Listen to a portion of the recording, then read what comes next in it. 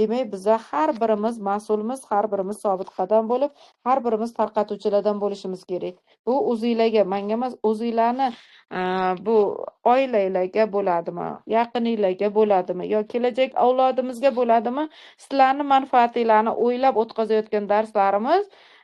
O'shaning uchun men aytdimki, hozir o'zimizdan olmaydi. Demak, ustozdan oladimi yo kimdir ozgina sizlarga jon kuydirayotgan ilm ahlidan oladimi? Mana shu bizani darslarimiz ularga ibrat bo'lsin.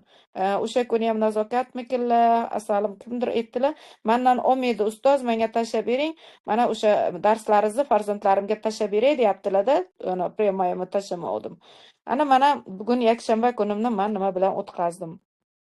Nega ruhiyatim baland?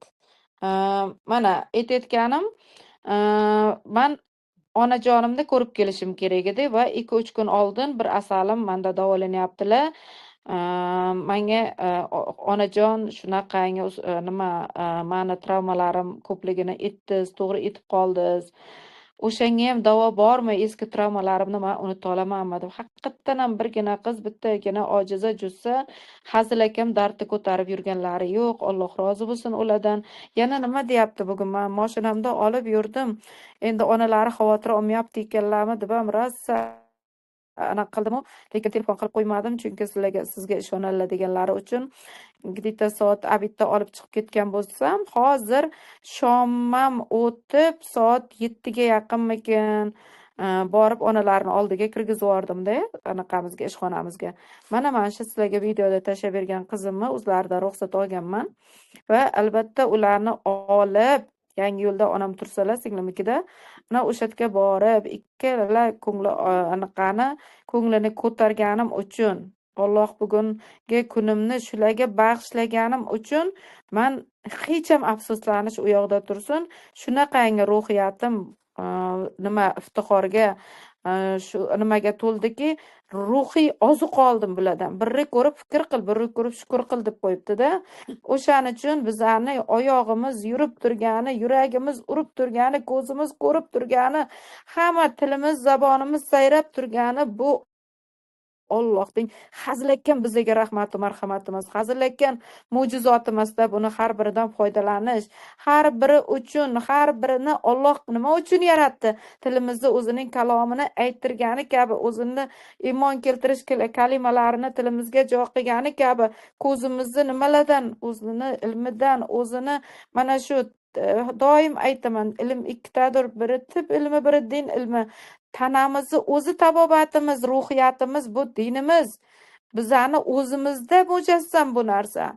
Bizani nega kecha meni shogirdlarim kelishyapti-da, Alloh rozi bo'lsin, bosib kelgan qadamlariga Alloh hasanotlar, ajrlarini bersin.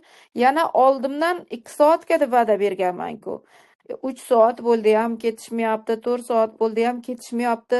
Meni jozibam tortib turgan yo'q ularni. Ularni tabobat ilmining oshiqligi tortib turibdi, bir-birimizga uzviy zanjir bilan bog'lab. Tabobatning o'zi xuddi dinimiz kabi o'ziga tortadigan maftunkorligi bor. Bu ilmni egallagan, bu ilmga qiziqqan inson mana shu ko'chadan chiqib keta olmaydi, yana ilm olgisi kelaveradi. Hozir men video tashlagan bo'lsam gruppamga, o'sha o'qitayotgan gruppamga birdaniga shunaqa o'zimga o'xshatadigan kitobning ishqivozi bir asalim bor, o'sha birdan yozyapti. Siz ana varaqlab o'tirgan kitobingizdan menga ham bormi? Ilojini qila olasizmi deyapti. Mana tib ilmi qanaqangi kuchga ega, qanaqangi sehrli jodusi bor bu ilmning. Ana o'sha ilmni farzandlaringiz o'zini mutaxassisidan, o'zini egasidan olishi uchun sizlar o'zingizlarni aytganinglarni qildira olmayapsizlarmi? Sizlar o'zingizlarni gapingizga nasihatinglar yo bo'lmasa o'gitinglar, o'shanga yurg'iza olmayapsizlarmi?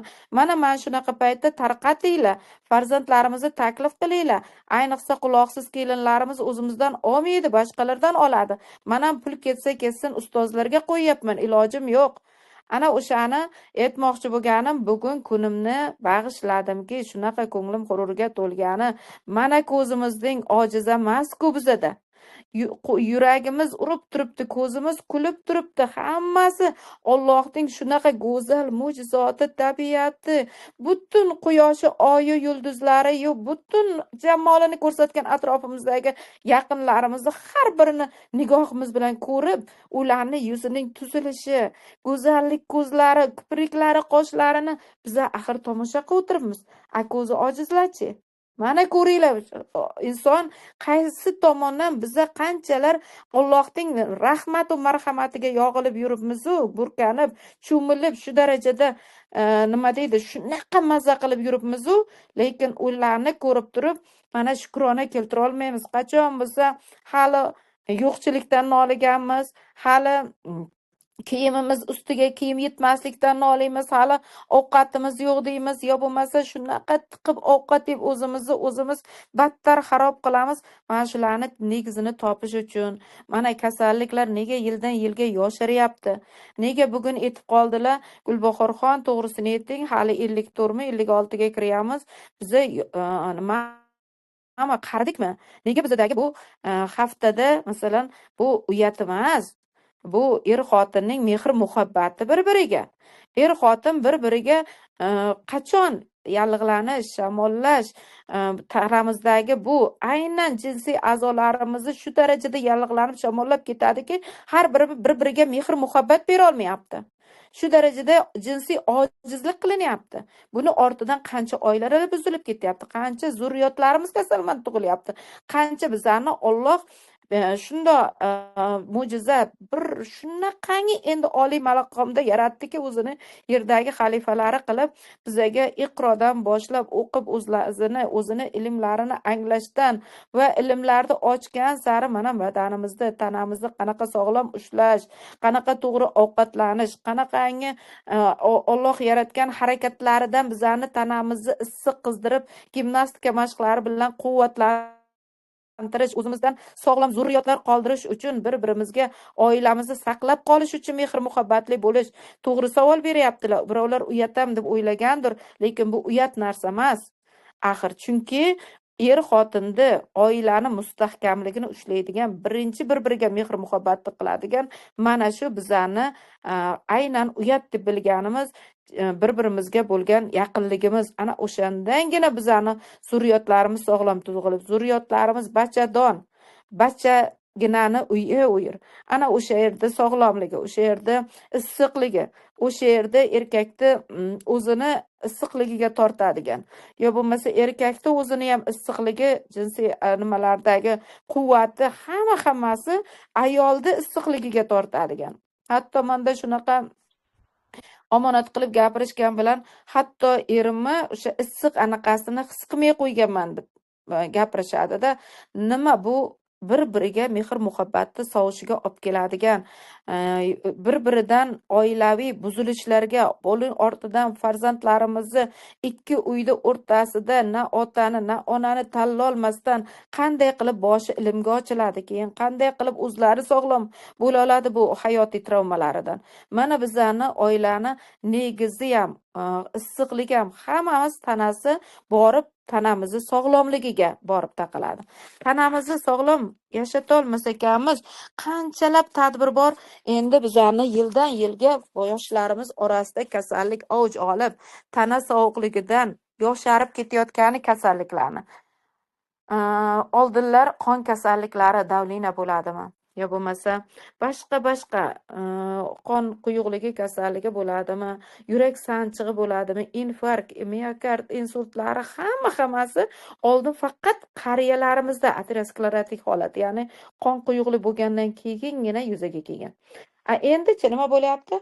Yoshlarimiz infarkt, yoshlarimiz insult, yoshlarimizda miya falaji, yoshlarimizda hamma sabri oshib ketgandan jinnilik kasalliklari, hammasi bu yoshlarimizni kundan kunga kasallikda yosharib ketayotganligi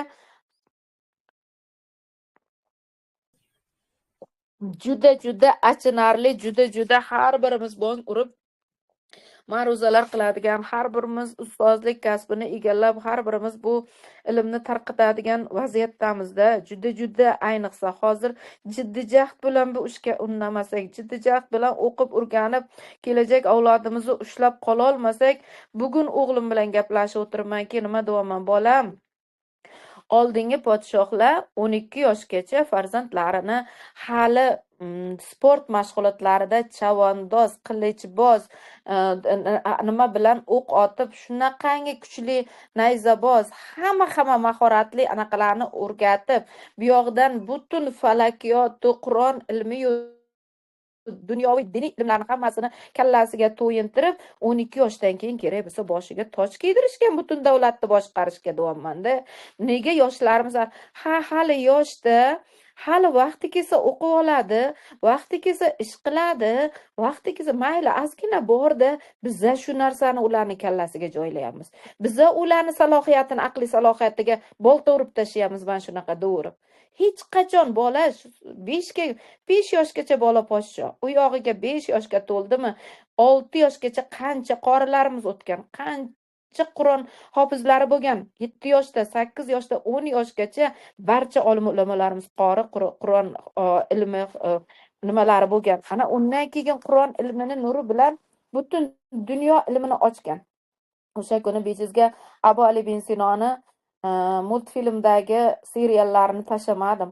Mana o'zim ta'sirlanib ketdimki, Abu Ali bin Sino tibbiyotni, tabobatni, tanani urgana, uning falakiyotga nima ahamiyati bor desanglar, 4 ta mizojning o'zi 4 ta tabiatni unsuridan olinib turgandan, o'sha to'proqdan yaratilganmiz, butun kimyoviy elementlarning hammasi tanamizda to'proqdan yaratilgan, tanamizda borligi hozir millionlab odamlarni islom dinini qabul qilishga shunaqangi kirgizdirib yuboryaptimi bularni. Bizani Allohning yo'li, bu tabobatimiz aynan bizni to'proqdan 4 ta unsurning aralashmasidan, 4 ta xiltdan, ya'ni balg'am, safro, savdo, qon, 4 ta xiltning aralashmasi, 4 ta mizojning bir me'yorda bir-biriga aralashmasidan hosil bo'lgan tanada yashayapmiz. Buni endi datta va daskanali tushuntirish uchun albatta o'qish kerak. Masalan, yuzaki, safro mizoj nima, yo mizoj deganingiz nima deb qo'ysanglar, baribir bo'lmaydi. Buni ustoz ko'rish kerak. Buni uchun ustozni darsi orqaligina tabobatni zo'r taniy olasiz. Aytayotganim, mana shu 4 ta xiltdan iborat tanamizda shu mizojga mos ravishda taom tanlashimiz, mizojga mos ravishda bir-birimizni xulq-atvorimizni o'rganishimiz, bir-birimiz bilan xotinmizmi, demak xotinlik munosabatida ham mizojini bilsangiz, o'shanga qarab muomala qila olsangizgina o'zaro mehr-muhabbatingiz bir umrga saqlanib qolishi. Farzandingizni mizojini bilib, 4 ta farzandingiz bor, 4 ta 4 xil mizojda bo'lib turibdi, 4 taga 4 xil muomala qilishingiz, bularni xarakteridan kelib chiqib tilini topishingiz va shu kelajak ishlariga juda chiroyli uslubda nima deydi, aql o'rgatib, yo'nalish ko'rsatib